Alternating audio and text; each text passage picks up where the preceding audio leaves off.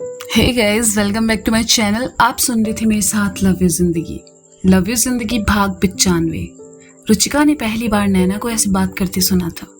उसकी आंखों में अभी के लिए प्यार साफ नजर आ रहा था। अभी गहरी नींद में सो रहा था। नैना ने एक बार उसके सर को छूकर देखा और कहा, इसे बहुत तेज बुखार है। मोंटी सार्थक से पूछ के कोई डॉक्टर बुला ना। हाँ, मैं अभी फोन करता हूँ, कहते हुए मोंटी बाहर चला गया। रुचिका नैना के पास आई और कहा, कब से मैं चाहती थी कि तू भी किसी की परवाह करे। आज देख लिया, अच्छा लग रहा है। अरे रुचि, इतनी सी बात, यहाँ बैठकर इसकी सेवा करो और अच्छा लगेगा, नैना ने उठते हुए कहा। तू कहाँ जा रही है? रुचिका ने पूछा, लेकिन नैना ने कुछ नहीं कहा। वह किचन एरिया से एक बर्तन में पानी और एक छोटा रुमाल लेकर आई, जो कि अवी का ही था। रुचिका को कुछ समझ नहीं आ रहा था। वह हैरानी से नैना को देखे जा रही थी। नैना ने पानी से भरा बर्तन रुचिका के सामने रखा और उसे रुमाल देकर कहा, इसे पानी में भिगोओ और पड़ोसी के सर पर रखो, इससे बुखार कम हो जाएगा। अच्छा, और तू क्या करेगी? रुचिका ने पट्टी भिगोकर अवी के सर पर रखते हुए कहा, मुझे सार्थक के पापा को भी तो देखना है। तुम क्या चाहती हो, मैं यहाँ बैठ के बाबू शोरा करूं? नैना ने कहा, नहीं मेरी माँ, जाकर अपना काम करो। रुचिका ने कहा तो नैना वहां से चली गई। अपने फ्लैट में आकर उसने थोड़ा काम किया, उसके बाद नीचे चली आई। उसने देखा सार्थक के पापा सामने गार्डन में एक्सरसाइज कर रहे थे। नैना भी जाकर उनसे कुछ ही दूर पर एक्सरसाइज करने का नाटक करने लगी। सार्थक के पापा ने एक नजर नैना को देखा और फिर एक्सरसाइज करने में लगे रहे। नैना ने उनकी ओर देखा और कहा, अरे गुड मॉर्निंग शर्मा जी। शर्मा जी ने हैरानी से नैना को देखा, लेकिन जवाब न देकर अपना चेहरा घुमा लिया। नैना थोड़ा सा उनके पास आई और कहा, क्या शर्मा जी, अब गुड मॉर्निंग में नहीं कहेंगे क्या? पुरानी बातों को भूल जाइए ना। गुड मॉर्निंग, शर्मा जी ने कहा। वैसे उस दिन आपने सही कहा था, वो लड़की शीतल आपके घर के लायक नहीं है। देखो ना, गरबा वाले दिन कितना तमाशा किया उसने अपने बॉयफ्रेंड के साथ। अच्छे घर की लड़कियां ये सब थोड़ी करती है, नैना ने कहा। नैना के मुंह से शीतल के बारे में गलत सुनकर शर्मा जी को थोड़ा अजीब लगा, तो उन्होंने कहा, लेकिन तुम तो उसके साथ ही रहती हो। नैना ने फुसफुसाते हुए कहा, अब क्या करे, साला मजबूरी है उसके साथ रहना। कैसे मजबूरी? शर्मा जी ने पूछा। बहुत लंबी कहानी है, कभी फुर्सत में बताएंगे, अभी चलते हैं, नैना ने कहा और वहां से खिसक गई। शर्मा जी को कंफ्यूजन में छोड़कर नैना ऊपर आई तो देखा बेचारी रुचिका अवी के सर पर पट्टी रखे जा रही है और मोंटी वहां बैठा उसे देख रहा है। नैना अंदर आई, उसने देखा अवी जागने वाला है तो उसने रुचिका के हाथ से पट्टी लेकर कहा, अरे बस रुचि, इतना काम करेगी तो थक जाएगी, चल साइड हो, मैं कर देती हूँ। रुचिका खुशी खुशी उठकर साइड में आ गई। अभी उठा और देखा वहां नैना, रुचिका और मोंटी बैठे हैं तो उसने नींद से भरी आवाज में कहा, तुम सब सुबह सुबह यहाँ? सुबह नहीं है मिस्टर पड़ोसी, 11 बज रहे हैं, तुम लेट उठे हो, नैना ने कहा। हाँ, वो कल रात से तबीयत कुछ ठीक नहीं थी, अवी ने कहा और फिर नैना के हाथ में रुमाल देकर कहा, तुम ये क्या कर रही हो? वो तुम्हें बुखार था ना, तो मैं तुम्हारे सर पर ठंडी पट्टियां रख रही थी, मैंने मॉम से सिखाया ये सब, नैना ने कहा। हाउ स्वीट, अवी ने प्यार से कहा तो रुचिका और मोंटी मुंह फाड़े नैना को देख रहे थे। नैना ने उनकी ओर देखा और अपनी बाईं आंख धीरे से दबा दी। अभी नींद से होकर उबासियां ले रहा था। मोंटी ने रुचिका से कॉफी बनाने को कहा। रुचिका वहां से अपने फ्लैट में चली आई। नैना वहीं बैठकर अपने फोन में कुछ देखने लगी। वैसे तुम्हें सर्दी कैसे हुई? मोंटी ने अभी से सवाल किया। वो कल बारिश में भीग गए थे ना, इसलिए, अभी ने नैना की ओर देखकर कहा। तुम दोनों पागल हो, कैब से भी तो जा सकते थे ना। वो साइकिल वाला आइडिया बकवास था। किसका आइडिया था वैसे? मोंटी ने कहा। तुम्हारी दोस्त का, अभी ने कहा तो मोंटी ने नैना की ओर देखा। नैना उसे ही घूर रही थी, जैसे अभी खा जाएगी। उसने पास पड़ा तकिया उठाया और मोंटी को मारने लगी और कहा, मेरे आइडिया को बकवास बोलता है। अरे बाबा सॉरी, मुझे नहीं पता था तेरा आइडिया है। अच्छा वो सार्थक के डैड से मिलने गई थी तू, बात हुई उनसे? हाँ मामला थोड़ा थोड़ा सेट है। आगे का प्लान रुचिका का है, नैना ने कहा। अब क्या नया ड्रामा करने वाली हो तुम? अभी ने सवाल किया। अरे पड़ोसी जस्ट रिलैक्स, तुम बस अपनी तबीयत पर ध्यान दो, बाकी सब मैं संभाल लूंगी, नैना ने कहा। मेरे बिना? अभी ने सवालिया नजरों से नैना को देखते हुए कहा। हाँ नहीं, हाँ देखते हैं, नैना ने कहा। मेरी बात सुनो, शीतल के भैया को सब सच बताओ और उनसे कहो कि वो सार्थक के डैड से मिले। आई होप उनके बीच सब सुलझ जाएगा, शायद वो मान जाए, अभी ने कहा। देखो यार पड़ोसी, जहाँ ये शायद वर्ड होता है ना वहाँ काम नहीं बनता। वैसे भी शर्मा जी बड़े टेढ़े आदमी हैं, सीधे तरीके से बात नहीं समझेंगे, नैना ने कहा। मैं नहीं चाहता तुम किसी प्रॉब्लम में फंसो, अभी ने नैना की आंखों में देखते हुए कहा। दोस्तों के लिए इतना तो बनता है यार, और तुम हो ना मेरे साथ, कुछ गलत नहीं होगा, नैना ने कहा। कुछ देर बाद सार्थक वहां आया और किसी डॉक्टर के साथ में लेकर, और डॉक्टर ने अभी का चेकअप किया, कुछ दवाई लिखकर दे दी। अभी को बस वायरल बुखार था। डॉक्टर के जाने के बाद शीतल और सार्थक भी वहां आकर बैठ गए। रुचिका सबके लिए कॉफी ले आई, बस नैना के लिए चाय थी। सब चाय कॉफी पीते हुए बातों में लगे थे कि नैना ने रुचिका से जाने का इशारा किया। रुचिका को जाते देखकर मोंटी ने कहा, तुम कहाँ चली? वॉशरूम जा रही है, जाना है तुझे? नैना ने मोंटी को घूरते हुए कहा तो मोंटी झेप गया और रुचिका चली गई। सार्थक के सामने नैना अपना प्लान लाना नहीं चाहती थी, ना ही अभी के सामने, क्योंकि वह जानती थी कि दोनों ही उसे ऐसा करने से रोकेंगे।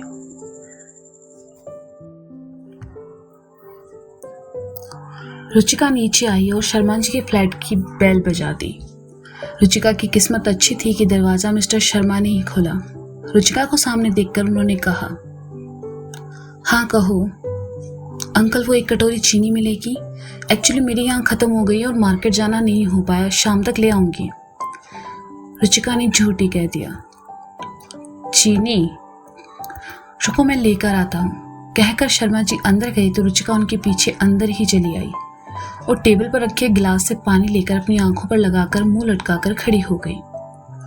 शर्मा जी जैसे ही चीनी लेकर आई, रुचिका को देखकर कहा, अरे बेटा तुम रो क्यों रही हो, क्या हुआ? अब क्या बताऊं अंकल, शीतल को तो आप जानते ही हैं, रुचिका ने बात को घुमाकर कहा। क्या हुआ शीतल को? वो आपके बेटे को पसंद करती है, लेकिन आपको ये रिश्ता मंजूर नहीं।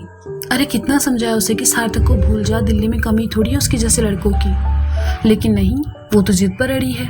अरे हाथ की नस काटने वाली थी वो तो, नैना ने रोक दिया, एक नंबर की पागल है, रुचिका ने कहा। तो तुम लोगों ने उसके घर में क्यों नहीं बताया? शर्मा जी ने चिंतित होकर कहा। बताया है ना अंकल, तभी तो आज शाम उसका भाई उसे लेने आ रहा है, पता नहीं क्या हालत करेगा उसकी, लेकिन आप टेंशन मत लो, सार्थक के लिए कोई अच्छी लड़की ही देखना, शीतल का क्या है, उसे उसका भाई संभाल लेगा, रुचिका ने कहा। हालत खराब करेगा मतलब? उसका भाई उसे समझा भी तो सकता है, शर्मा जी ने कहा। अरे अंकल वो प्यार में अंधी हो चुकी है, समझाने से क्या होगा, थोड़ी पिटाई होगी, टॉर्चर होगी, तभी तो भूल पाएगी ना सार्थक को, रुचिका ने कहा। शर्मा जी सोच में पड़ गए। उन्होंने कभी सोचा नहीं था कि शीतल सार्थक को इतना चाहती है। वो सोच में डूबे रहे और रुचिका अपने प्लान में कामयाब हो चुकी थी। उसने कहा, अच्छा ठीक है अंकल, आप सार्थक को ये सब बातें मत बताना, मैं चलती हूँ, कहकर रुचिका बाहर आ गई और फिर अपने फ्लैट की ओर चली गई। शर्मा जी परेशान से आकर सोफे पर बैठ गए। सार्थक और सार्थक की मम्मी दोनों ही घर में नहीं थे। शर्मा जी सोचने लगे कि नैना और रुचिका को क्या हो गया, दोनों ही शीतल को गलत बता रही है। नैना भी सुबह यही सब बातें कर रही थी और अभी रुचिका भी। कहीं सच में शीतल अपने साथ कुछ गलत ना कर ले। सार्थक की नई नई नौकरी लगी है, कहीं ये सब बातों से उसका भविष्य बनने से पहले ही ना बिगड़ जाए। मुझे शीतल को समझाना होगा। कहीं उसने सुसाइड कर लिया तो सार्थक जेल चला जाएगा, उसकी ज़िंदगी बर्बाद हो जाएगी, सोसाइटी में बदनामी होगी सो अलग। आज तक कभी मैंने पुलिस स्टेशन नहीं देखा, लेकिन शीतल के लिए जाना पड़ सकता है। नहीं नहीं, ऐसा कुछ नहीं होगा। क्या हुआ, आपको इतना पसीना क्यों आ रहा है? मिसेस शर्मा ने सार्थक के पापा को कंधे से हिलाकर पूछा। वे अपनी सोच से बाहर आए और कहा, कुछ नहीं। तो आपको इतना पसीना क्यों आया हुआ है? तबीयत तो ठीक है ना आपकी? चलिए डॉक्टर के पास चलते हैं, मिसेस शर्मा ने कहा। अरे मैं ठीक हूँ, मैं बस ऐसे ही थोड़ा सा घबराहट के चलते। तुम एक अच्छी सी चाय बना दो ना, मिस्टर शर्मा ने कहा। तो मिसेस शर्मा चाय बनाने चली गई। ऊपर फ्लैट में रुचिका शीतल को अपने पीछे पीछे दौड़ा रही थी। यार रुचि, देना मेरा दुपट्टा। अरे सुनना बहन, क्यों दौड़ा रही है? रुचि, शीतल उसके पीछे भागते हुए चिल्लाई। लेना है तो मुझे पकड़ के ले ले, रुचिका ने कहा। क्या यार रुचि, क्यों बच्ची बनी हुई है तू? शीतल ने उसके सामने एकदम से आकर कहा। तो रुचिका ने हाथ में पकड़ा दुपट्टा ऊपर की ओर उछाल दिया। दुपट्टा जाकर ऊपर पंखे पर लटक गया, जो कि शीतल की हाइट से ऊपर था। शीतल ने रुचिका को घूरा तो वह वहां से भाग गई। रुचि रुचि रुचि, रुक, मेरा दुपट्टा उतार कर दे। रुचि, शीतल चिल्लाई, लेकिन रुचिका कहाँ सुनने वाली थी। वह बाहर भाग गई। शीतल ने जो पहना हुआ था ये उसी सूट का दुपट्टा था। रुचिका के जाने के बाद शीतल अंदर से कुर्सी लेकर आई, उस पर चढ़ी और दुपट्टे को उतारने लगी। उसे हल्का सा खींचा तो दुपट्टा पंखे में अटक गया। शीतल उसे निकालने की कोशिश कर रही थी, तभी पंखे पर जमी धूल उसकी आंख में आ गिरी और वह अपनी आंखें मसलने लगी। आंखों में आंसू भर आए। उसे रुचिका पर गुस्सा भी आ रहा था। ये लीजिए आपकी चा। अरे कहाँ चले गए? सार्थक की मम्मी ने किचन से बाहर आते हुए कहा, लेकिन शर्मा जी वहां नहीं थे। शर्मा जी 3rd फ्लोर आए और सीधा उस फ्लैट में घुस गए जहां शीतल रहती है। जैसे ही उन्होंने शीतल को कुर्सी पर चढ़े हुए देखा, वे दौड़कर उसके पास आए और कहने लगी, नहीं नहीं बेटा, ऐसा मत करना, तुम्हें भगवान की कसम है। ये पाप है बेटा, जिंदगी एक बार मिलती है, इसे ऐसे खत्म नहीं करना चाहिए। ऊपर जाकर भगवान को क्या मुंह दिखाओगी? शीतल को कुछ समझ नहीं आया कि सार्थक के पापा ये सब क्यों कह रहे हैं। उन्होंने शीतल का हाथ पकड़ा और उसे नीचे उतरने की रिक्वेस्ट की। शीतल दुपट्टे को छोड़कर नीचे उतर आई तो सार्थक के पापा ने उसके दोनों हाथों को पकड़ा और कहने लगे, मुझसे बहुत बड़ी भूल हो गई बेटा, मुझे नहीं पता था तुम एक दूसरे से इतना प्यार करते हो। तुम्हारे प्यार के लिए तुम्हें जान देने की कोई जरूरत नहीं है। आज अगर मैं वक्त पर नहीं आता तो कितना बड़ा अनर्थ हो जाता। इतनी सी बात के लिए आत्महत्या करना कायरता है। तुम्हें अपने प्यार के लिए लड़ना चाहिए, ऐसे मरना नहीं। मैं बात करूंगा तुम्हारे भाई से, समझाऊंगा उन्हें कि तुम्हारे साथ गलत ना करें। तुम बस सुसाइड मत करो, वरना हमारी बहुत बदनामी हो जाएगी। तुम समझ रही हो ना बेटा मैं क्या कह रहा हूं? शीतल कुछ कहती इससे पहले ही सार्थक, नैना, अभी, मोंटी और रुचिका वहां चले आए। उन्हें देखकर शर्मा जी ने शीतल के हाथ छोड़े और उन पांचों की ओर आते हुए कहा, देखो ना शीतल क्या करने जा रही है। सार्थक से प्यार करती है, मैंने शादी के लिए मना किया तो खुदकुशी कर रही है। तुम लोग इसे समझाओगे? ये सब करना पाप है, गलत है। क्या खुदकुशी? शीतल तो खुदकुशी कर रही है, लेकिन क्यों बहन? रुचिका ने ड्रामा करते हुए कहा। मैं शीतल कुछ कहती इससे पहले ही रुचिका ने उसे आंखें दिखाते हुए कहा, प्लान सही जा रहा है, कुछ मत बोलना, बस मुंह लटका के रख। शीतल ने वैसा ही किया तो रुचिका ने पलटकर कहा, खुदकुशी नहीं करेगी तो क्या करेगी बेचारी। पहले जिस लड़के से शादी होने वाली थी वो छोड़कर चला गया, फिर सार्थक और इसकी शादी के लिए भी आपने ना कह दिया, और अब इसका भाई इसे यहाँ ले जाना चाहता है किसी अधेड़ उम्र के आदमी से शादी करवाने के लिए। ऐसे में बेचारी और क्या करेगी? शीतल ने सुना तो सार्थक की ओर देखा। नैना खामोशी से रुचिका को देखे जा रही थी और फिर धीरे से फुसफुसाकर कहा कि तो मुझसे भी बड़ी नौटंकी है यार। रुचिका को ये सब देखकर मोंटी ने कहा, अरे रुचि, सारी गलती इसकी ही है। इसे सार्थक से प्यार करना ही नहीं चाहिए था। इसको पता था इसके पापा नहीं मानेंगे। क्यों नहीं मानेंगे? आखिर लड़की में क्या कमी है? आप ही बताओ अंकल, क्या कमी है शीतल में? रुचिका ने शर्मा जी के सामने आकर कहा।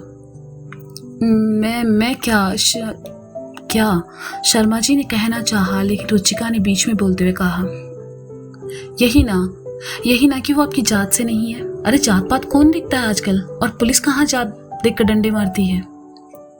पुलिस कहाँ से आ गई बीच में?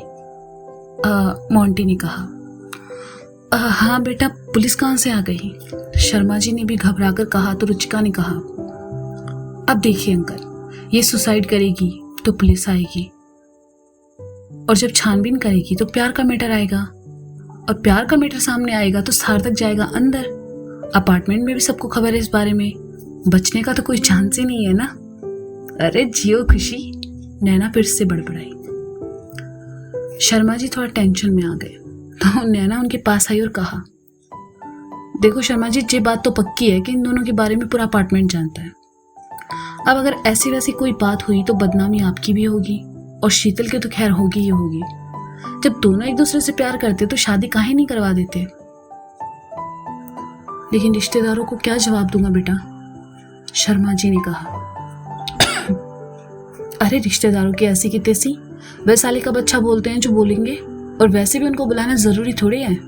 वे सिर्फ मटर पनीर ठूसेंगे, आएंगे दूल्हा दुल्हन से किसको मतलब है। मैं सिर्फ सलाह दे सकती हूँ, अमल करना आपके हाथ में है। सार्थक के लिए बहू चाहिए या रिश्तेदारों में अपनी नाक ऊंची रखनी है?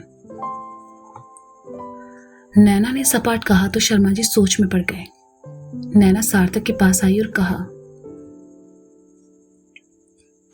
पापा आप टेंशन मत लीजिए, आप जहां कहेंगे मैं वहीं शादी करूंगा। नैना ने सुना तो अपनी कोहनी अवी के कंधे पर रखकर कहा, इस साले को एक्टिंग करने को कहा, या ओवर एक्टिंग कर रहा है पूरे प्लान की मां। कहते हुए नैना ने अवी की ओर देखा, वह उसे ही घूर रहा था। नैना झेप गई और अपनी कोहनी हटाकर कहा, सॉरी। शर्मा जी ने सार्थक को एक थप्पड़ मारा और कहा, अभी भी तेरे बाप के सामने सच बोलने की हिम्मत नहीं है तुझमें? आज तेरी वजह से एक लड़की अपनी जान देने जा रही है, जब निभा नहीं सकते तो क्यों करते हो प्यार? सार्थक को थप्पड़ पड़ते ही सब शांत हो गए, लेकिन अभी आगे आया और शर्मा जी से कहा, सर प्लीज हाथ मत उठाइए सर, इसमें इन दोनों की कोई गलती नहीं है। किसी को पसंद करना, किसी से प्यार करना गलत थोड़ी है। मानता हूं कि मुझे इन सब में बोलने का हक नहीं है, लेकिन सर जो जनरेशन गैप आपके भी और इनके बीच है, उसकी वजह से आप इनकी फीलिंग को नहीं समझ पा रहे। हर लड़के लड़की को अपना जीवन साथी चुनने का हक है। ऐसे में अगर सार्थक ने शीतल को चुना तो उसमें कुछ अच्छा देखा होगा ना सर, और दोनों खुश रहेंगे साथ में, तो आप पेरेंट्स को भी खुशी होगी। इनके प्यार को समझने की कोशिश कीजिए सर, और अगर कुछ बिगड़ता भी है तो सुधारने के लिए आप लोग हैं ना। आज अगर इन्हें अलग करके कहीं और शादी हो भी जाती है तो क्या गारंटी है कि ये दोनों खुश रहेंगे? इनके साथ साथ दो जिंदगी और खराब होगी, क्योंकि अगर ये अलग होते हैं तो जिंदगी भर एक दूसरे के बारे में सोचकर परेशान रहेंगे, और उन लोगों के साथ भी कभी खुश नहीं रह पाएंगे जिनसे इनकी शादी होगी। हर लव स्टोरी खराब नहीं होती है सर, कुछ में सच्चे एहसास भी जुड़े होते हैं। आपको भी तो कभी किसी से प्यार हुआ होगा, फिर चाहे शादी के बाद सार्थक की मम्मी से ही क्यों ना हो। मैं बस इतना कहूंगा सर कि बच्चे हमेशा अपने माँ बाप के हिसाब से जीते हैं। एक बार माँ बाप को भी उनके हिसाब से जीने देना चाहिए। एक बार अपने बच्चों की खुशी के बारे में सोचना चाहिए। इतना कहकर अभी चुप हो गया। शर्मा जी ने सार्थक को देखा और फिर शीतल के पास आकर कहा, कब आएंगे तुम्हारे घर वाले? शीतल ने सुना तो उसकी आंखों में आंसू आ गए। शर्मा जी की तरफ देखकर वह कुछ बोल ही नहीं पाई, तो शर्मा जी ने उसके सर पर हाथ रखा और कहा, ये सब उम्र में मुझसे छोटे हैं, लेकिन इनकी बातें मुझसे भी ज्यादा सही हैं। जिंदगी सबको एक बार मिलती है, फिर मैं कौन होता हूं तुमसे तुम्हारी जिंदगी की खुशियां छीनने वाला।